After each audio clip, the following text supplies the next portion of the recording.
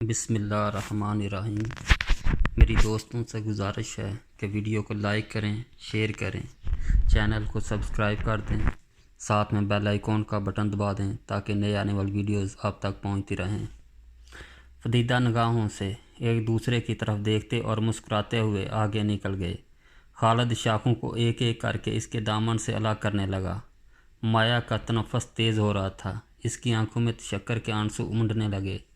اس نے اپنا کانپتا ہاتھ خالد کے ہاتھ میں رکھ دیا۔ خالد نے ایک شاخ اس کے دامن سے الگ کرتے ہوئے کہا، اسے پکڑو۔ اس نے جلدی سے شاخ کو پکڑنے کی کوشش کی، لیکن ایک تیز کانٹا اس کی انگلی میں پیوست ہو گیا اور شاخ اس کے ہاتھ سے چھوٹ کر پھر اس کے دامن میں الجھ گئی۔ مایا کانٹے کی تکلیف کے باوجود مسکرائی۔ شکر کے آنسوں میں بھیگی ہوئی مسکراہٹ نے اس کا چہرہ شبنم آلود پھول سے کہیں زیادہ دلفریب بنا دیا۔ خالد نے اس کی طرف دیکھا اور آنکھیں جھکاتے ہوئے کہا، لاؤ میں نکال دوں۔ مایا نے کچھ کہے بغیر اپنا ہاتھ اس کی طرف بڑھا دیا۔ خالد کانٹا نکال کر پھر جاری کی طرف متوجہ ہوا۔ اس نے پوچھا، تم یہاں کیوں آئی؟ مایا نے جواب دیا، قلعے میں گرمی تھی اور میں ذرا ہوا خوری کے لیے نکلی تھی، لیکن اس کا دل کہہ رہا تھا، کیا سچ مچ میں تم میرے یہاں آنے کی وجہ نہیں سمجھ سکے؟ کاش میں تمام عمر کانٹوں میں الجھی رہوں اور تم نکالتے رہو۔ خالد نے جواب دیا، لیکن اس وقت درختوں کے نیچے تو زیادہ حبس ہے۔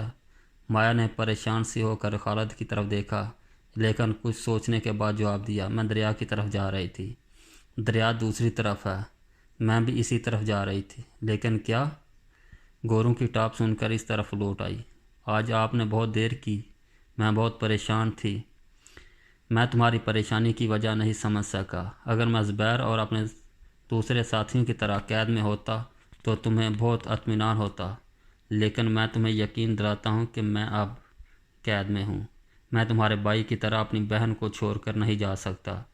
مایا کے دل پر ایک جھٹکا لگا۔ وہ دیر تک بے حرکت کھڑی رہی۔ اس نے خلاف معمول خالد کی طرف ٹکٹکی باندھ کر دیکھا اور اس کی چمکتی ہوئی پتلوں پر پھر ایک بار پانی کے دھندلے نقاب چھا گئے، پھر نقاب بھر کر چھلکتے ہوئے آنسوں میں تبدیل ہو گئے۔ پلکیں انہیں زیادہ سنہرا نہ دے سکیں۔ وہ چمکتے ہوئے موتی رخساروں پر ہلکی ہلکی لکیریں چھوڑتے ہوئے ہونٹوں پر آ گرے۔ مایا نے اپنا چہرہ دوپٹے میں چھپا لیا۔ چلو اب دیر ہو رہی ہے۔ خالد کی آواز سن کر مایا نے چونک کر چہرے سے ہاتھ ہٹائے۔ اس کا دامن کانٹوں سے الگ ہو چکا تھا اور خالد گورے کی باڑ پکڑ کر جانے کے لیے تیار کھڑا تھا۔ وہ بولی، آپ جائیے، میں خود آ جاؤں گی، لیکن میں آپ سے آخری بار صرف ایک بات کہنا چاہتی ہوں کہ میں بے قصور ہوں۔ اگر میرا بھائی اس سازش میں شریک تھا تو بھی یہ انصاف نہیں کہ اس کے پاپ کی سزا مجھے ملے۔ خالد نے جواب دیا، میں تمہیں سزا نہیں دینا چاہتا۔ تمہیں بہت جلدی تمہارے بھائی کے پاس پہنچا دیا جائے گا۔ تمہارا بھائی بھی تم سے دور نہیں، وہ یہاں سے 4 کوس دور دریا کے کنارے ایک ٹیلے پر پڑاؤ ڈالے ہوئے ہے۔ وہ راجا سے انعام حاصل کرنے کے لیے قیدیوں کو برہمناباد لے جا رہا ہے۔ اس کے ساتھ دیبل کا حاکم بھی ہے۔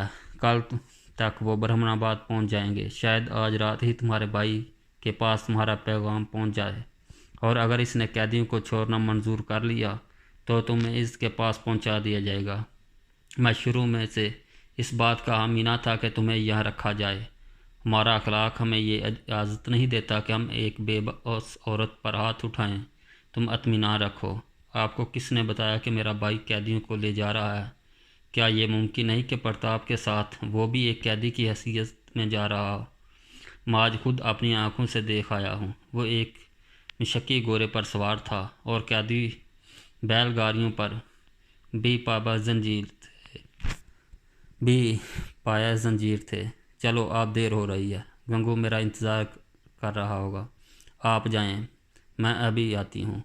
خالد گورے کی باگ پکڑ کر پیدل چلتے ہوئے قلعے کے دروازے تک پہنچا۔ گنگو باہر ہی اس کا انتظار میں کھڑا تھا۔ اس نے مسکراتے ہوئے پوچھا، خالد مایا کو کہاں چھوڑ آئے ہو؟ خالد نے بے پرواہی سے جواب دیا، وہ آ رہی ہے، رات ہو رہی ہے، تم اسے ساتھ کیوں نہ لے آئے؟ آپ لے آئیں، وہ کہتی تھی تم جاؤ، میں ابھی آتی ہوں۔ گنگو نے مسکراتے ہوئے کہا، یہ عورت بھی عجیب مخلوق ہے۔ وہ چپ کر تمہاری راہ دیکھ سکتی ہے، تمہارے لیے کانٹوں میں الجھ سکتی ہے، لیکن تم ذرا اس کی طرف مائل ہو اور وحشی ہرنی کی طرح کترا کر بھاگی۔ خالد نے جواب دیا، میرے دل میں شاعری کے لیے کوئی جگہ نہیں۔ اب آپ بتائیں ہمیں کیا کرنا چاہیے؟ آپ دیبل کے قافلے کی خبر سن چکے ہیں؟ ہاں میں سن چکا ہوں۔ ان کے ساتھ 2 مسلح سپاہی ہیں۔ ہم مٹھی بھر آدمیوں کے ساتھ ان پر حملہ نہیں کر سکتے۔ میں جیرام کو یہاں لانے کی تجویز سوچ چکا ہوں۔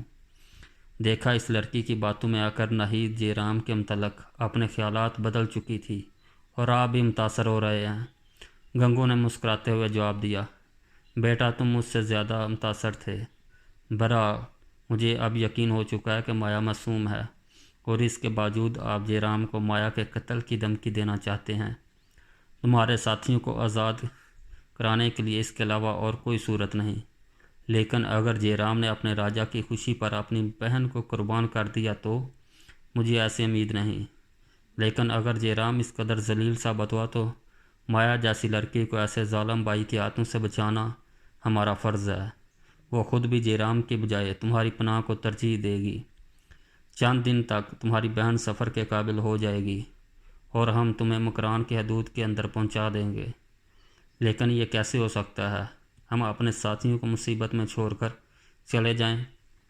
تم وہاں جا کر ان کی زیادہ مدد کر سکو گے۔